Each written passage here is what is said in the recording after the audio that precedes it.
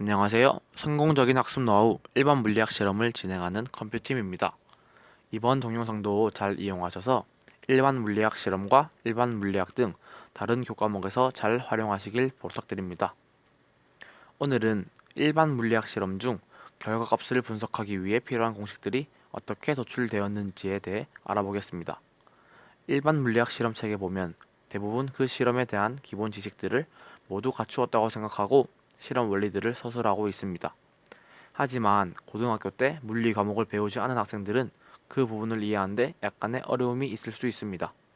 따라서 미리 그 공식에 대한 부분을 알아간다면 도움이 될 것입니다.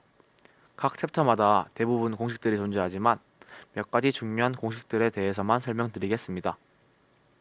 첫 번째는 챕터 3에 있는 포물선 운동 실험에 관한 공식들입니다. 위에 보이는 X축 방향과 Y축 방향의 위치에 관한 두 줄의 식이 책에 나와 있는 공식들입니다. 하지만 저 공식들이 어떻게 도출되었는지는 잘 서술되어 있지 않죠. 그래서 설명드리겠습니다. 공기 저항을 무시할 때 포물선 운동에서 X축 방향으로의 운동은 등속도 운동입니다. X축 방향으로는 운동 중에 다른 어떤 힘도 받지 않기 때문이죠. 그리고 Y축 방향의 운동은 등 가속도 운동입니다. 운동하는 중에 물체에는 오직 중력만 작용하기 때문에 가속도가 중력 가속도 g로 일정한 등 가속도 운동을 합니다. 처음 속도를 v0라고 할 때 속도를 x축과 y축 성분으로 나누면 그 값이 각각 v0 코사인 세타와 v0 사인 세타로 나누어집니다.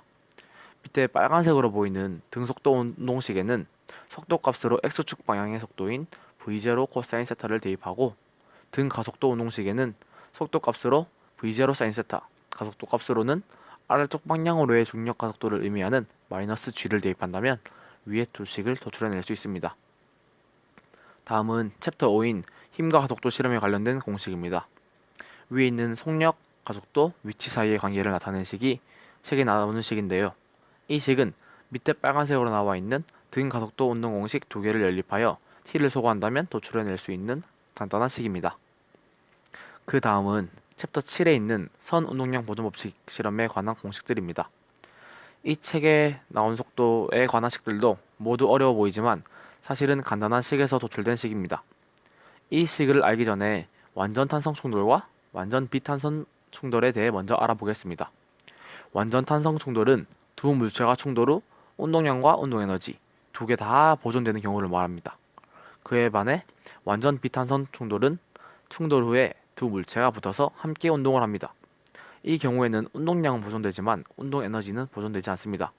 따라서 운동량 보존식인 이 식을 이용하여 완전 비탄성 충돌에서의 속도식을 도출해낼 수 있습니다. 완전 탄성 충돌일 경우 이 운동 에너지 보존 공식까지 생각해 주어야 하므로 운동량 보존식과 연립해서 정리하면 완전 탄성 충돌에서의 속도식을 도출해낼 수 있습니다. 다음은 챕터 11 중력 가속도 실험에 관한 공식입니다.